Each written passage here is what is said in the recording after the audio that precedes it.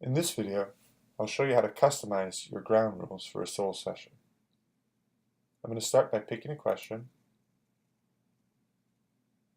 This looks fine. And we'll tap Setup Projector, and then Customize Rules.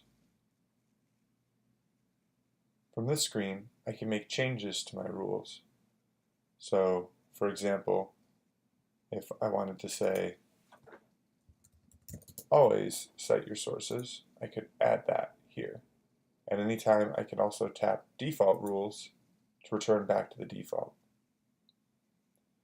I'm going to say that I want my students to use video sources for this SOLE.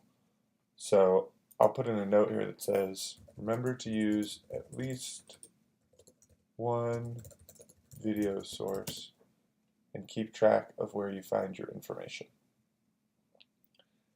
If I'd like, I can select text,